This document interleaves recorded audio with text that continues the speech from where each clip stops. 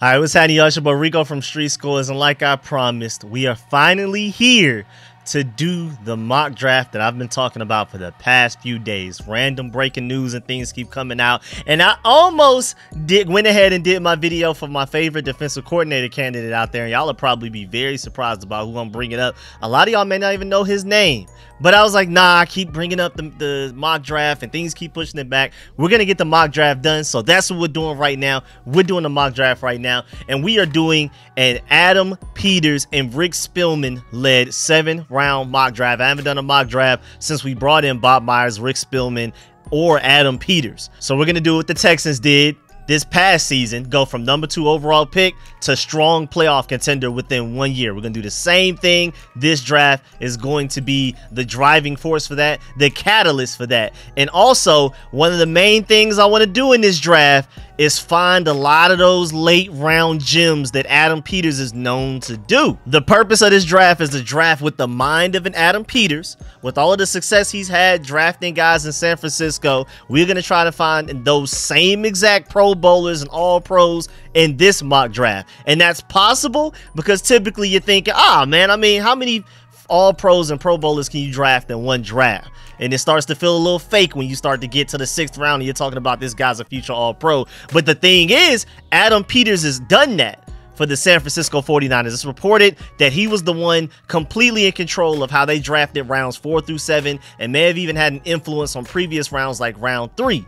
And with that in mind, he found a lot of All-Pros and Pro Bowlers in those later rounds, and we're going to find some guys in this mock draft that have very similar traits and athleticism and measurables and things like that. And if Adam Peters could have identified those guys for the 49ers, why will he not be able to do it here? So let's have some fun. And let's see if he can repeat the same exact success here. I'm not expecting him to get all of these All-Pros in every round of the draft, like especially a lot of these guys were taken in this mock draft. But I wouldn't be surprised over the next few years he gets a random elite player from the 5th round, an elite player from the 6th round, an elite player from the 7th round, because that's just what he does. So before we dive into all of that, make sure you stiff arm that like button, stiff arm the subscription button, and stiff arm the bell next to that subscription button so you get notification each and every time I release an informative and opinionated video just like this one. Again, your one-stop shop for everything burgundy and gold. No matter how small and untrustworthy the rumor, no matter how big the fact, everything, we're discussing every little thing for this channel. I'm working on film sessions for channel members only. There will be no ads in it. You're already supporting the channel by being a channel member. Why would I put ads in the videos as well? So make sure y'all stay tuned for that. And again, I'm working on a deep dive. Well, it's actually already ready. I just got to record it and edit it. All of the information I need for my favorite defensive coordinator candidate out there, especially if we go offensive-minded head coach as far as like Ben Johnson or Bobby Slowick, that route. So stay tuned for all of that, all of the future live streams I'm doing for y'all, especially the call-in shows for y'all to call in. Stay tuned, man. Let's go and get to this video right now. Let's get it.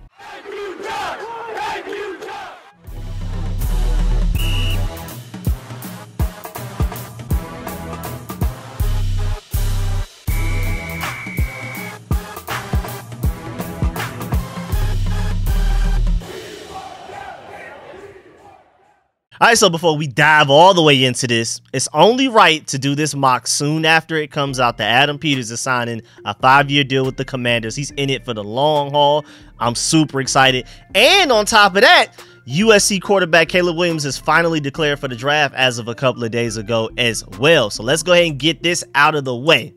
Now, also free agency wise, I'm assuming we attack edge rusher aggressively in free agency. There's some talent in the draft, but you gotta hit edge rusher in free agency. Out of any position out there, you could argue between offensive line and edge rusher, we need to hit on free agency the most, but the problem is with offensive line, there's not a lot of great talent in free agency as far as especially offensive tackle goes. We're gonna have to hit that in this draft. We have to.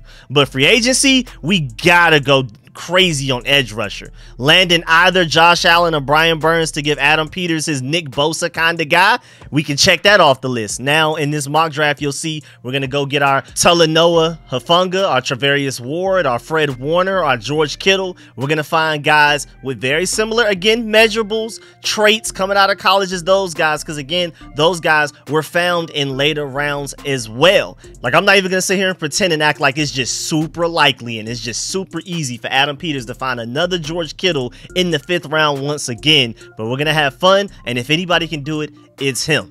But again, back to edge rusher wise, he needs his Nick Bosa, and we can get everybody else in this mock draft. But yeah, man, we need a certified edge rusher really bad. I also predict for them to go get at least a decent tackle, to maybe start at right tackle, to be at least a small upgrade over Andrew Wiley, but not somebody too expensive, not like a franchise changing right tackle, just a guy that would be pretty decent for what we need going right now. And maybe you want to take a chance on Mekhi Becton with a high ceiling. His thing is, though, he's the exact opposite of what I just said. I was thinking high floor guy, but Mekhi Becton is like a boomer bust, high ceiling, but has been very inconsistent, has not reached his potential. And his stock is down after he had a pretty bad season with the Jets just now. So we may be able to get him for cheaper than what previously expected. And also, I expect us to go get at least a dependable linebacker, while also drafting one as well. But we gotta get a linebacker in free agency, even if it's just a decent high floor guy, somebody better than David Mayo and hopefully better than Cody Barton.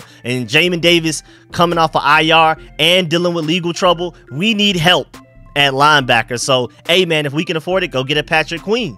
We need a linebacker so bad. You need to sign one and draft one. But instead of me wasting more of y'all time, that was just a disclaimer before we dive into this draft stock, because I don't want people asking, well, what about edge rusher? What about all of this? I want to go ahead and give you the idea that we went ahead and got a top tier edge rusher, a decent tackle, and a decent linebacker to help out. We're going to fix everything else through this draft. So now that takes us to round 1.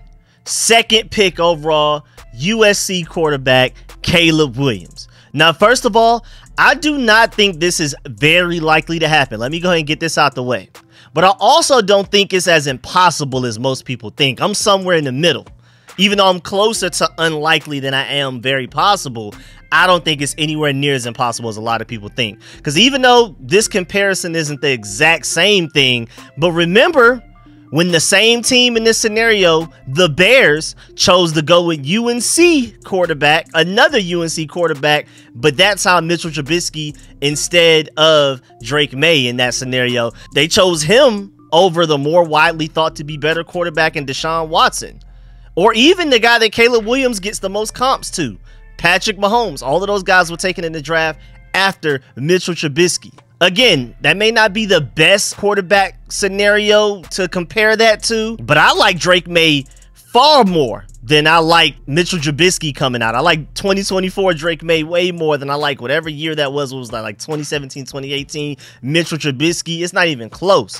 So I can see the parallels there. I hope y'all see it. But most importantly, assuming that the Bears do trade away Justin Fields, I can also see them just straight up falling in love with Drake May. He's the prototypical frame, ability to succeed with a bad offense around him. You can easily argue he had the least to work with offensively out of the top 3 guys, because Caleb had the worst defense between the top 3 guys. But I would argue that Drake May had the worst offense around him as far as offensive lines and weapons and stuff like that. And also Drake May's abilities to make plays off schedule. He doesn't get enough credit for that. So I can easily see the Bears convincing themselves, especially after pro days and the combine, they see him throwing stuff like that. And then with the off the field concerns that a lot of people have for Caleb Williams, he may not even be on the Bears big board, like their draftable board or things like that, just because of that. We'll see after interviews. I think all of the Caleb Williams off the field stuff is completely blown out of proportion. I really do. So I'm not worried about it, but I can see the Bears potentially doing that. Again, just to go back to my scenario, nobody expected the Bears to take Mitchell Trubisky over Deshaun Watson. And then now looking back, it's crazy that they took him over Pat Mahomes, who was literally the Caleb Williams comp that Caleb Williams always being compared to.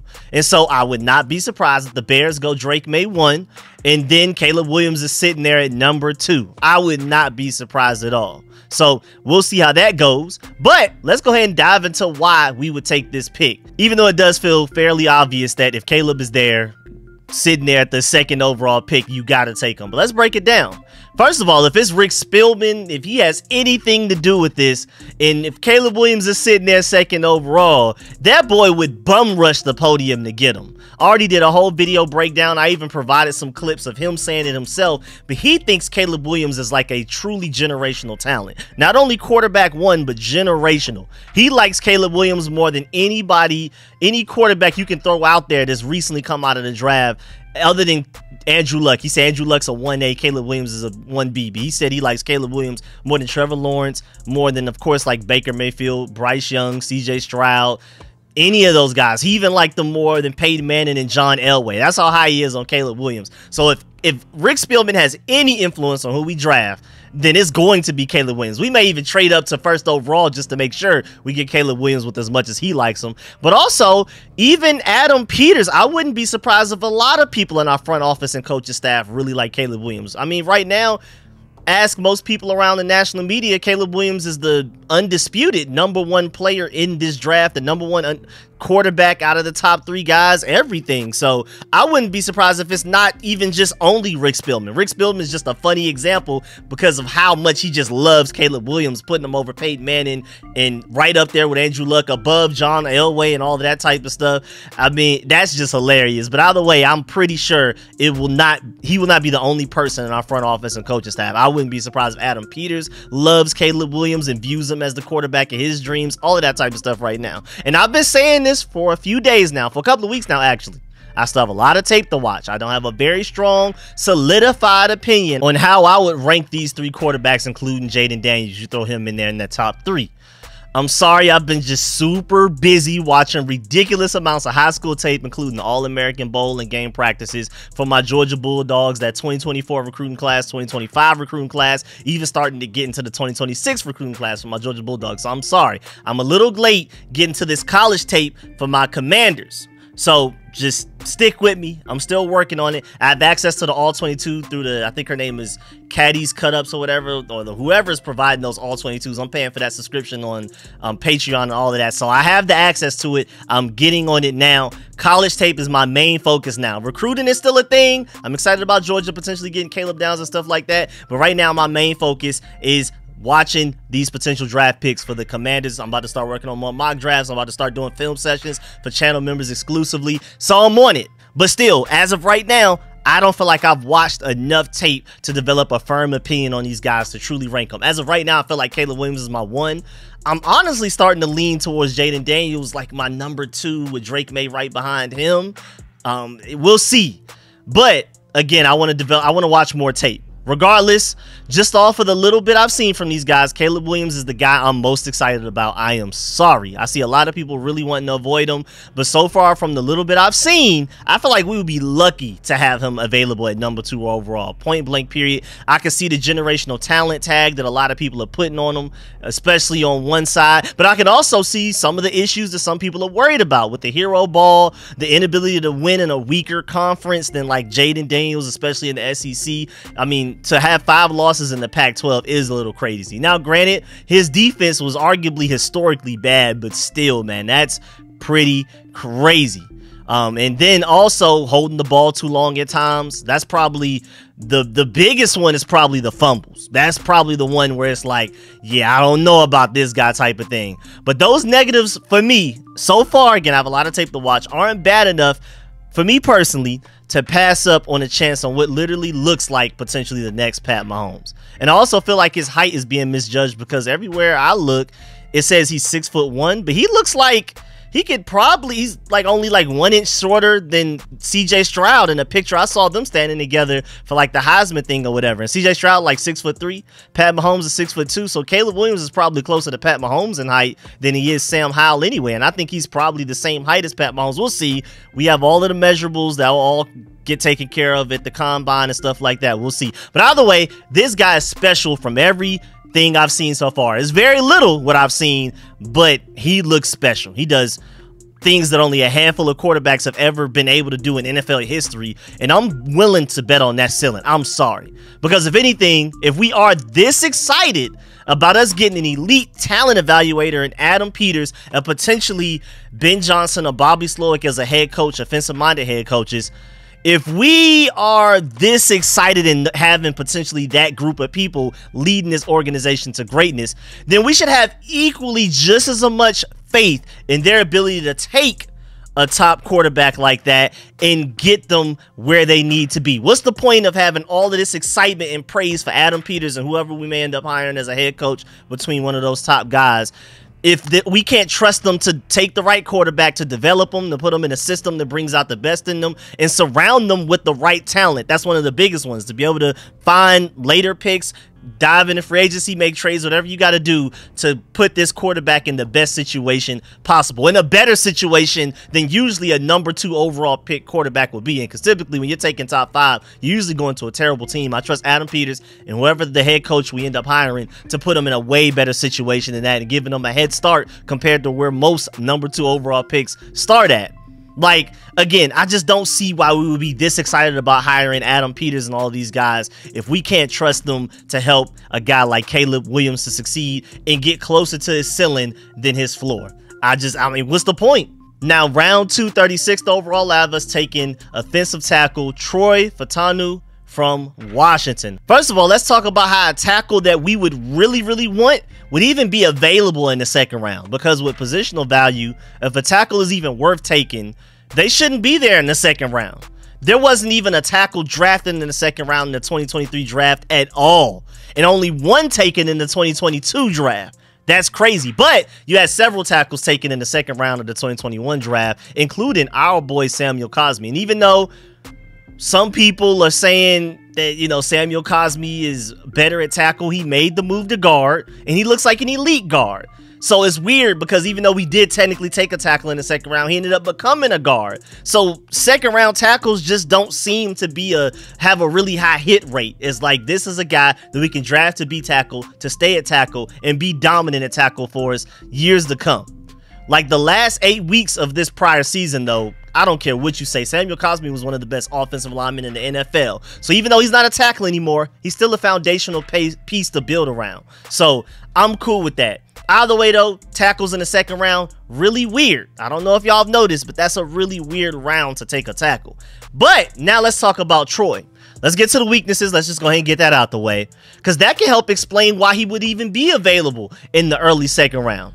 And to me, his only problems are overreaching sometimes. And he's not the strongest guy doing it physically, but mentally he is. Oh, he's super aggressive, which takes me to my next weakness. Sometimes he's a little over aggressive and kind of loses control at times. Now, I haven't watched a lot of his film yet, but so far that's some of the weaknesses I've been able to point out. And with that being said, he's definitely a first round tackle talent to me. I don't know why so many analysts, draft boards, and mock draft simulators are low enough on him for me to even be able to get him at this pick. But if somehow he's available 36th overall, you sprint to that podium to get him. I mean, I wouldn't even be mad taking him within the top 20 picks of the first round, honestly. Like, you trade up from 36 to the top 20 and you go get that guy. You don't even risk it, which takes me to his positives. First of all, his athleticism is great. His hand technique, of course, isn't perfect yet, but is really good, especially for a college prospect entering the draft. It's ahead of where you'd expect from a college prospect, a potential rookie. And then sometimes he can be a little too aggressive at times, not a control like I said, but I love a mean streak and an aggressive player. I far more prefer a player that's too aggressive and you got to learn how to control him and get him to settle down a little bit, over the guy that you have to teach to be aggressive that isn't aggressive at all, or doesn't at least have enough. I way more prefer to take the over-aggressive guy and try to calm him down than the other way around any day of the week. Easily. Not even close, in my opinion. And then on top of that, he has good length, which is huge for a tackle at the NFL level, so that he can dodge those infamous "he should probably move the guard" rumors that always happens and centers around tackles I mean, a lot of them always have to deal with that. But speaking of guard, he has also shown the versatility to play anywhere on the line. So at the end of the day, you draft this guy, and wherever you need an offensive lineman the most, you put him there, and most importantly, you keep him there. Whichever one you decide, whether, even if it's not tackle. I prefer him at tackle. I think he's great enough to be a Pro Bowl level right tackle, left tackle, preferably left tackle, because that's where we feel like we have a need, especially if you want to go ahead and cut Charles Leno before the draft even happens, to give you more cap space to potentially go and get Brian Burns and or Josh Allen. We need a left tackle, but at the end of the day, don't do what we did to Samuel Cosmi in 2022. having them flip-flopping between guard and tackle, not only within the same season, but within the same game, within the same quarters at times. Not do that. Please make sure you go ahead and decide when you draft him where you're going to put him and keep him there. I don't care if it's guard. I don't care where it is. I prefer left tackle the most, right tackle second, and then one of the guard positions third. But no matter what you do, make sure you take that guy and go ahead and put him there right now. And then for Adam Peters wise, this guy isn't Trent Williams, but honestly, who is? I mean, the only guy that even has a Trent Williams ceiling in this draft is probably Olufashanu and Amarius Mims, ceiling wise. But I don't see anybody in this draft that's Trent Williams, because that's just not something that happens. Trent Williams comes around one every 15 years, probably, you could say. I mean, that's just an elite talent.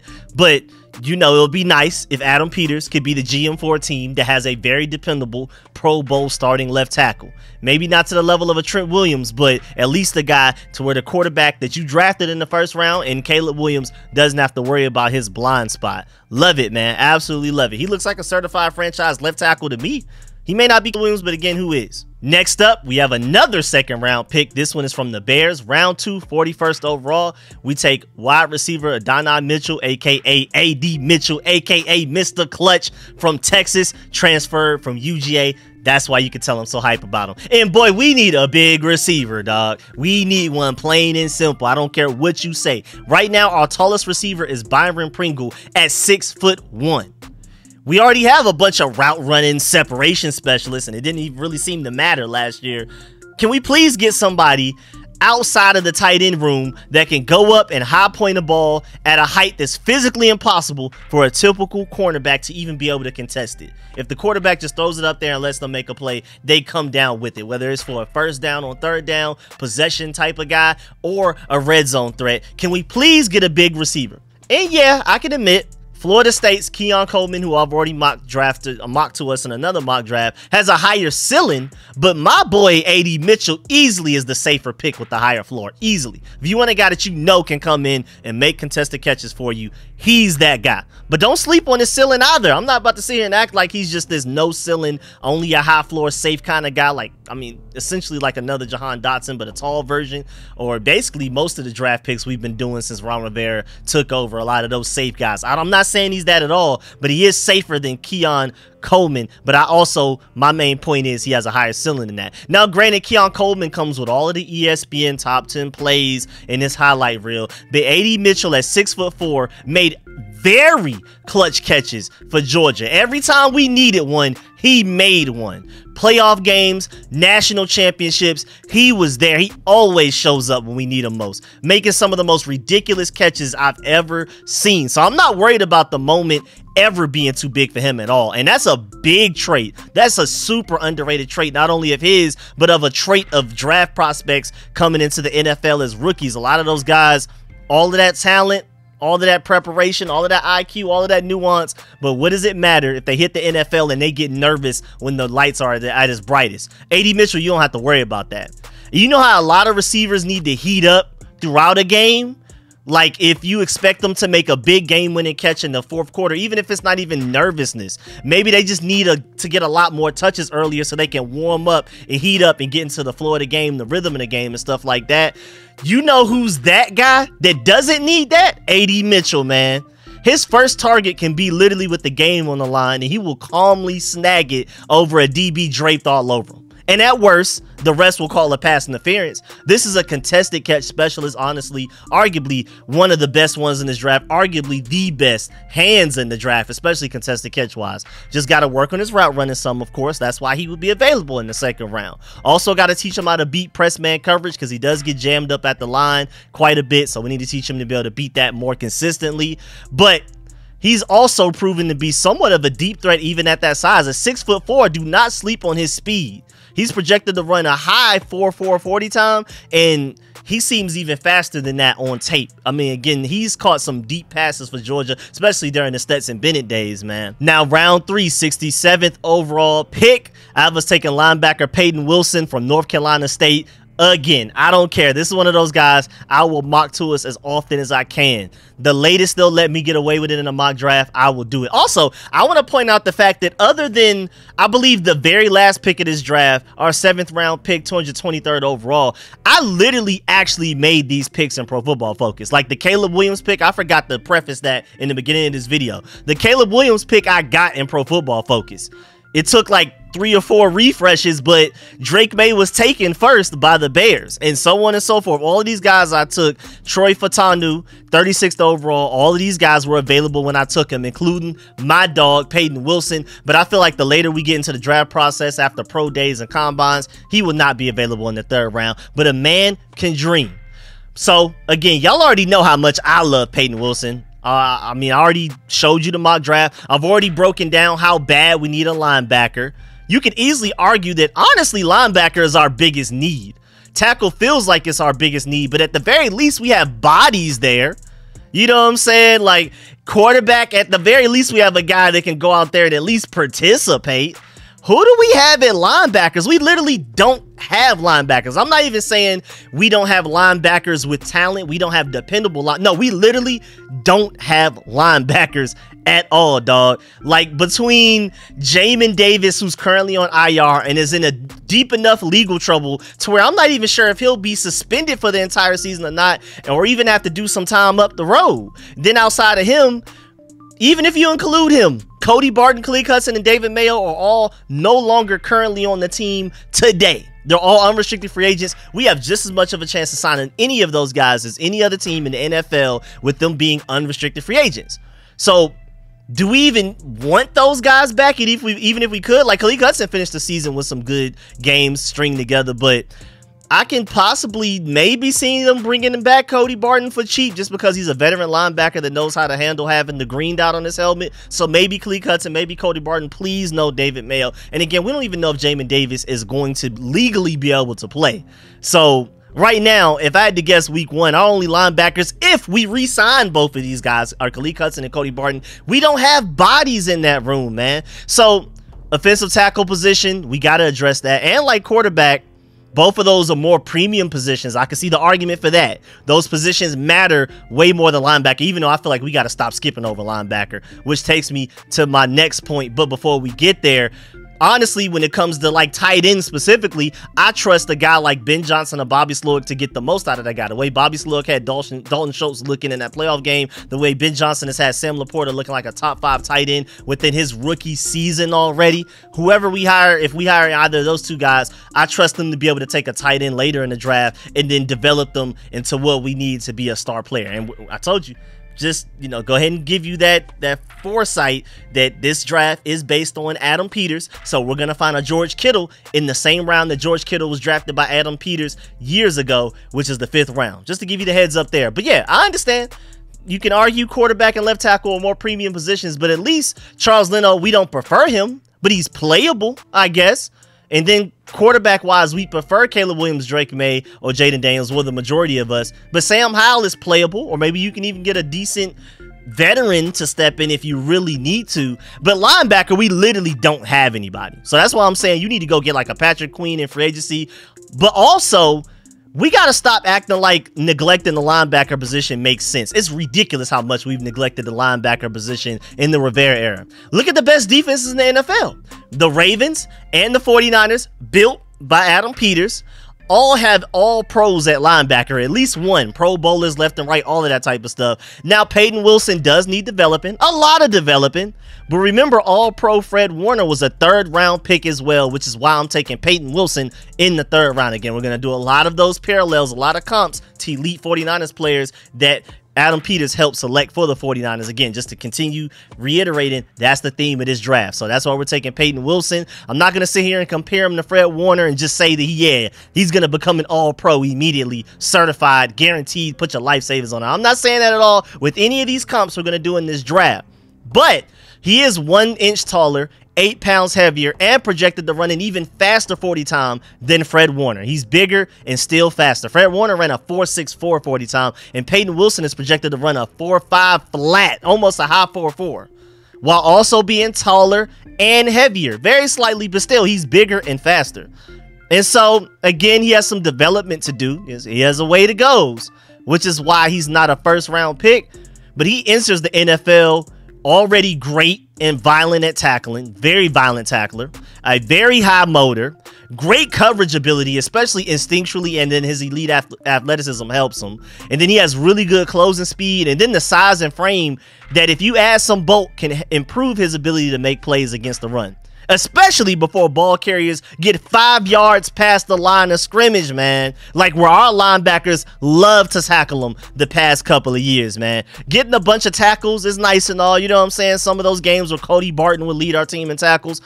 But when they're mostly coming 5 yards or more down the line of scrimmage, do they honestly matter? Do those tackles even count? So let's focus on getting him really good at that, as in Peyton Wilson. Let's get him ready to make plays at or behind the line of scrimmage in the run game. I think he just needs to bulk up a little bit, because it's not a lack of mentality. It's not a lack of length or anything like that. Just add some strength on him. I believe he can do that, man. Let's go get our own version of Fred Warner. And also, speaking of Peyton Wilson, before we get up out of here, some accolades. First team All-American, let's start there.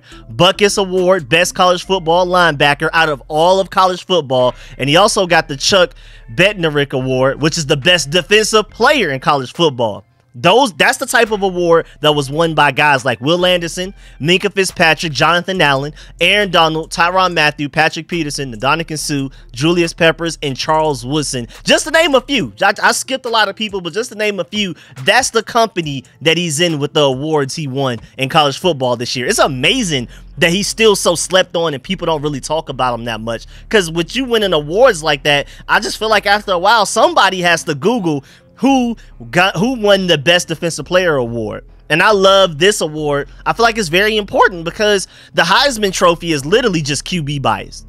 A QB is going to win it unless somebody has a historical season. Even then, with the way that the NFL and college football is set up right now, with the rules favoring offense so much, it's almost impossible, no matter how elite you are at defense, to beat out a quarterback. It just is. So we need awards like that. We need that. Best Defensive Player of the Year award. I'm surprised it isn't acknowledged more, because we really need to go into that, because back in the day when defensive players could win Heismans, maybe Peyton Wilson was good enough to be that type of guy. I'm not saying he is, but guys like that have previously won this award, like Will Anderson and Minkah Fitzpatrick, maybe back in the 80s and 90s, maybe they would have won the Heisman. So I feel like this award is being overlooked dramatically. And then also, how can you not love a play like this?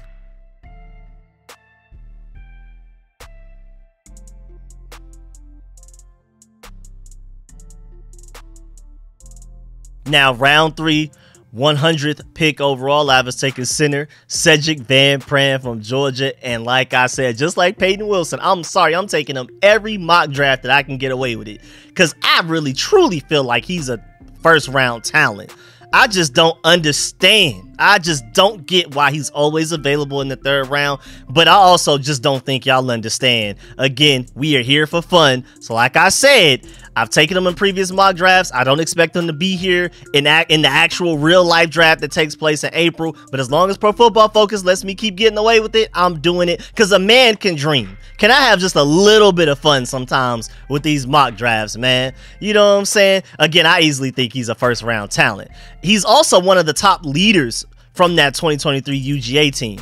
Arguably the leader, especially until like Carson Beck was ready to step up, and once he was able to perform on the field and gain the respect of players, then he kind of took over as like a co-leader. But Cedric Van Pran literally ran the offense for Georgia, at the very least mentally and spiritually and all of that type of stuff. And we're not about to act like center isn't a big need on this team. I don't care what you say. We paid Nick Gates for a reason, even though we got him before we drafted Ricky Strongberg still. And then that whole situation failed. Tyler Larson, like him, but he's a backup for a reason. You shouldn't go into a regular season expecting Tyler Larson to be a starting center. He's decent, but not that good. And then Ricky Strongberg, back to him. I'm not depending on him to protect my franchise quarterback, whoever it is. We draft Caleb Williams number 2 overall. Y'all trust Ricky Strongberg to be his starting center immediately week 1? I don't. So when in doubt, move him to guard if you want to keep getting more use out of him. He is a 3rd round pick. It does suck that, you know, he's not an immediate starter for this team, because that's typically what a 3rd round pick should be. But, you know, Rivera and Martin Mayhew, who knows? But like I've been saying, Cedric Van Pran could have came out last year. He came back for another season, hopefully to win the back-to-back-to-back. We didn't do that. He could have came out last year in the 2023 draft, and I thought he was easily better than Ricky Stromberg. Now he went back for another year. I definitely think he's better than Ricky Stromberg, and a first-round talent. I do not care. Again, Ricky Stromberg, I like him, but Cedric Van Pran is better straight up. There's no way y'all are sitting here acting like Ricky Stromberg. Y'all trust Caleb Williams' life or Drake May's life or Jaden Daniels' life in the hands of Ricky Stromberg right now. You can do that with Cedric Van Pran. I still don't understand why he's not considered a first-round talent by everybody yet. It's absolutely amazing. But again, as long as Pro Football Focus keeps allowing him to be there in the third round when I pick, I'm taking him. I do not care. Now, round 4, 102nd overall, I was taking halfback Bucky Irvin from Oregon, and this is another guy I've already taken previously in another mock draft, but I just feel like the fit is just too perfect. I just feel like we need a guy like this. And then on top of all of that, now that we have Adam Peters, he can go and get his Elijah Mitchell. He got Elijah Mitchell in the 6th round, but I'm going to go ahead and tell you now, Bucky Irvin isn't lasting that long. He's too talented for that. He looks literally better than Elijah Mitchell coming out of college-wise. Let me emphasize that.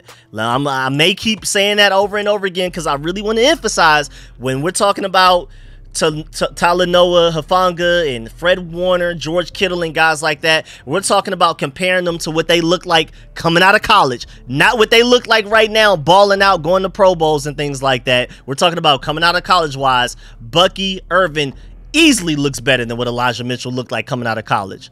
I mean, they're almost the same exact size, but Elijah Mitchell did run a slightly faster 40 time. Well, he ran a 4.4 flat, and Bucky Irvin is predicted to run like a 4.46. At least coming out of the college-wise, it looks like Bucky Irvin is just a very marginally slower Elijah Mitchell, but better in a lot of different ways. First of all, coming out of college-wise, let me reemphasize that. I like where Bucky Irvin's catching ability is, especially more than Elijah Mitchell coming out of college. And maybe, I would say, Bucky Irvin has better vision coming out of college as well, which is probably one of the main reasons he's going to probably be taken within the first 4 rounds rather than making it all the way to the 6th round like Elijah Mitchell did. I'm also not sure if we're going to re-sign Antonio Gibson or not. So even though B-Rob looks like an extremely underrated every down back, and even if we do re-sign Antonio Gibson, it wouldn't hurt to have like a somewhat J.D. McKissick type of guy back there as well. Especially a true punt return, kick returner guy if they don't re-sign a Jamison Crowder. This guy can contribute immediately in several ways for us. If you don't re-sign Antonio Gibson nor Jamison Crowder, well, now you have somebody that has the potential to fill both of those holes as a third down back and a punt returner and your starting kick returner, all of that stuff. He can come in and I feel like do that immediately as a rookie, especially with this great ability to make people miss out in space. And third down ability wise as a running back, his route running is pretty nice and his hands are crazy. So hey man, all of the helpful skills you need for a franchise return man right there. So at the very least, worst case scenario, he comes in and he's your starting punt returner, kick returner if you don't re-sign Jamison Crowder. But I also think he has the potential to replace Antonio Gibson as our RB2 and even surpass Chris Rodriguez on the depth chart before we even get the week 1 of the regular season. I'm not high on him. Again, if Adam Peters wants his Elijah Mitchell, there you go in Bucky Irvin, because I feel like he has an even higher ceiling than that guy. Now, round 5, 141st overall pick, tight end Cade Stover from Ohio State. Another guy I've taken already previously in another mock draft, but I don't care because with this pick, Adam Peters can get his George Kittle. And this is the same round George Kittle was drafted in when he came out of the draft in the 5th round. And I compared Cade's measurables and projected testing scores to a Sam Laporta last time I picked him in a mock draft, but this time we will compare him to George Kittle. Let's start. George Kittle is 6'4", 250 pounds. Cade Stover is 6'4", 251 pounds. Almost exact same size, but Stover is just 1 pound heavier. But then that can also change, during the draft process. We'll see by the time we get to the draft combine and all that type of stuff what it is. But right now it's scary close.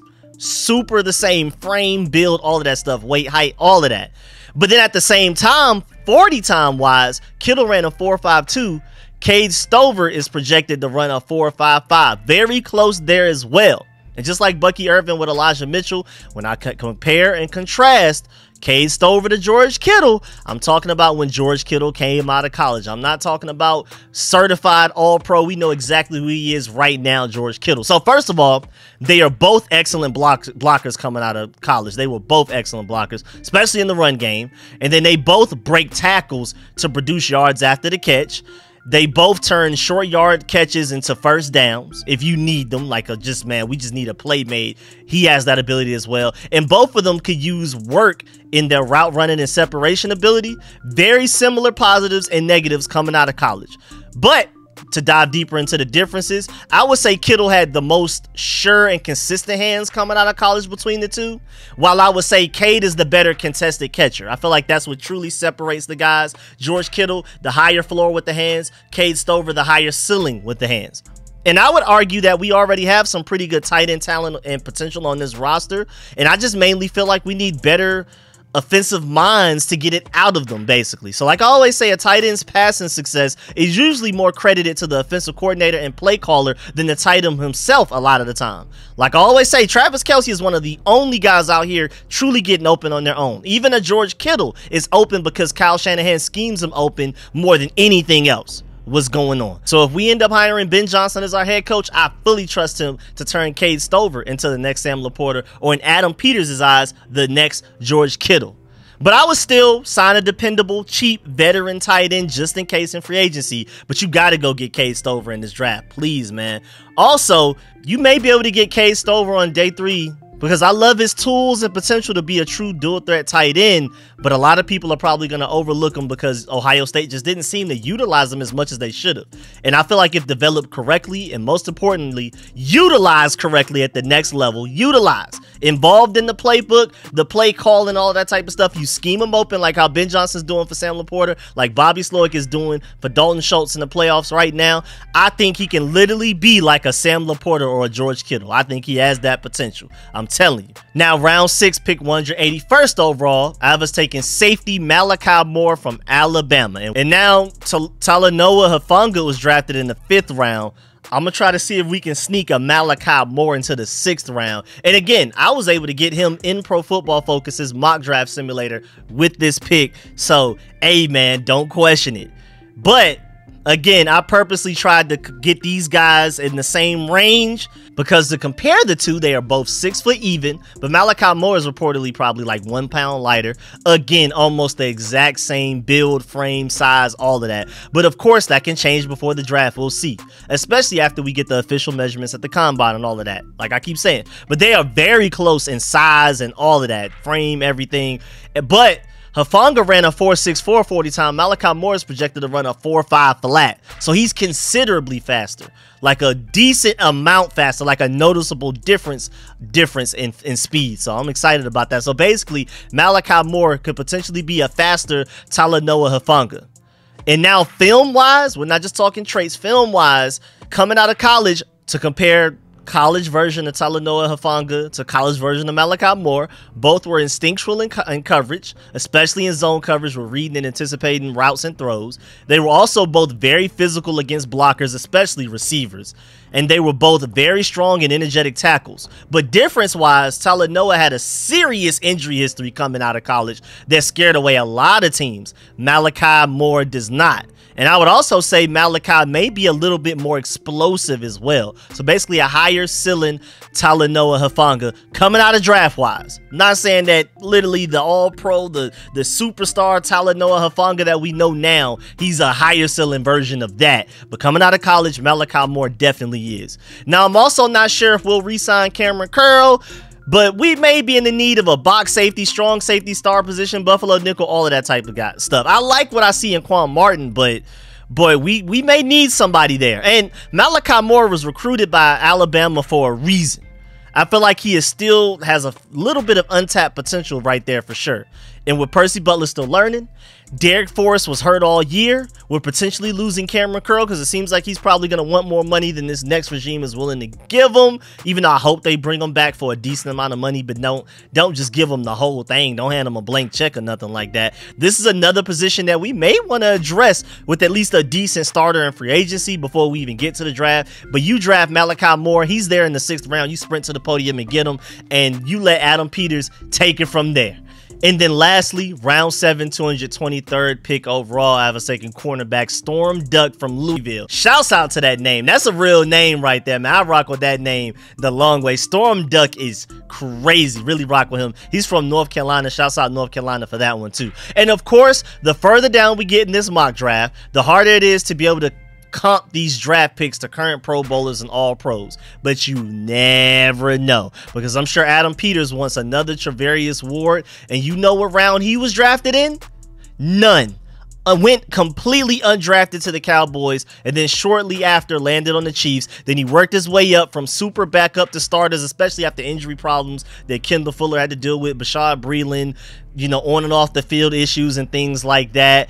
And then after the Chiefs allowed us to get Kendall Fuller back, as in the Commanders, that opened up a spot for Travarius Ward to go ahead and become one of the starting corners for the Chiefs. And he took full advantage of it, man. Full advantage, man. He played well enough to get a contract with the 49ers. And then with them, he ascended into one of the best corners in the NFL. I'm telling you, undrafted players can turn out great. I'm not saying it's guaranteed. I'm not even saying it's likely. But I have full confidence when I say that if there's anybody who can find these guys late in the draft, or even after the draft ends as an undrafted free agent, it's Adam Peters, who reportedly ran rounds 4 through 7 for the 49ers. Again, just to reiterate, he's the one that found these guys that I'm comparing them to. Fred Warner in the 3rd, George Kittle in the 5th, Elijah Mitchell in the 6th, Talanoa Hufanga in the 5th. If anybody can do it, it's him. That's why we're having fun like this with this mock draft. Of course, it's a dream case scenario. Of course, it's far-fetched. It's not very likely. But again, if anybody can do it, it is our dog, Adam Peters, who just become our GM. And so, man, Storm Duck has a very high ceiling, man. I feel like by the time we're done with the combine and the draft and all of that, he may not be available in the 7th round. But right now, when you do mock drafts and stuff like that, mock draft simulators, he goes undrafted, or at the very least, he's there in the 7th round for you to take. And he reminds me a lot of college Travarius Ward, but faster. Now to compare the two, Storm Duck is 1 inch taller, 2 pounds heavier than Travarius Ward, but also slightly faster. Ward ran a 4.44 40 time. I had to kind of separate that so it didn't sound ridiculous. 4.44 40 time. So 4.44 40 time, while Storm Duck is projected to run a 4.38 40 time, while also being very slightly bigger. So this is just a guy with a higher ceiling, more athleticism, all of that type of stuff, man. I'm telling you, for this one, I want to compare Storm Duck's tools and potential to what Travarius Ward has right now. So all of those other guys, we were comparing those guys to like Fred Warner coming out of the draft, George Kittle coming out of the draft. But if we're looking at Travarius Ward right now, and we want to compare Storm Duck's tools and potential to him, that's what I want to do for this pick only in this mock draft. Because first of all, Travarius Ward is a totally different player now than when he went undrafted. Like, it's like he went through a metamorphosis or something. He's even a far different player for the 49ers than he even was with the Chiefs when he first came on the scene and all that type of stuff. He's a great run defender right now. Arguably one of the best run defenders out of all NFL corners. He wasn't that for the Chiefs. This is just a guy that just keeps getting better and better and better. Adam Peters identified that, brought him in as a free agent. So technically, again, just to reiterate, I'm sorry for if there's any confusion there. Adam Peters did not draft Travarius Ward, but he saw the potential that he had with the Chiefs, and then put him around the right guys, most notably a DeMeco Ryans, who's the head coach for the Texans right now, and got him and turned him into a better tackler. But you don't even have to worry about that with my boy Storm Duck. Speaking of tackling, Storm Duck is already a very aggressive tackler. He's not the best, he's not the most consistent, he may whiff sometimes, but he's very willing. And he tackles, if anything, more like a safety than a corner, and attacks receivers that's trying to block him and all of that. He literally looks like a safety out there with how aggressive he is. I love that. He's very fluid with his change of direction skills and his hips and all of that type of stuff. If you want a ball of clay to mold, this is your guy. I'm afraid of his stock rising super high after the combine, And so I'm worried about him even being available this late by the time we get to the real draft. And then he also flashes really good ball skills too as well, man. I'm telling you, this is the type of guy with the certain tools. After he runs that 4.38 40 time, he's going to be on everybody's radar, and him making it to the 7th round is over with. Now, current Commanders wise, because we got to evaluate what's going on with the Commanders. This isn't just a let's take all 49ers players. Let's address the cornerback position. What are we doing with the Commanders right now? Are we going to lose our only consistent cornerback in free agency in Kendall Fuller? Quite likely. So we may need to address corner with at least a decent starter in free agency before we even get to the draft. But if Adam Peters has the ability to work his magic once again, this is the guy with the potential ball of clay that you can mold into the next Charvarius Ward. Get a dependable guy in free agency to help the current room that we have right now, Bishop St. Juicy, Manuel Forbes, because you can kind of throw Quan Martin in there as well. And then get this guy to groom him into the next Charvarius Ward in due time. It may not be ready by week 1 of this regular season, but at some point he has the tools with the right coaching staff, and if Adam Peters takes him, I believe that they can get out of him. But yeah, man, that's the end of this video. Please get in the comment section. Let me know how you feel about everything discussed in this video. Let me know how you feel about this mock draft. Do you agree or disagree with any of my picks? I know a lot of y'all are already going to disagree with the Caleb Williams selection. First of all, his ability to even be there sitting for us at number 2 overall. I already know a lot of y'all are going to bring up the fact that there's no way we draft Fred Warner, George Kittle, Talanoa Hufanga, and Charvarius Ward in the same draft, and Elijah Mitchell. Go ahead and throw him in there as well, as long as the other great players.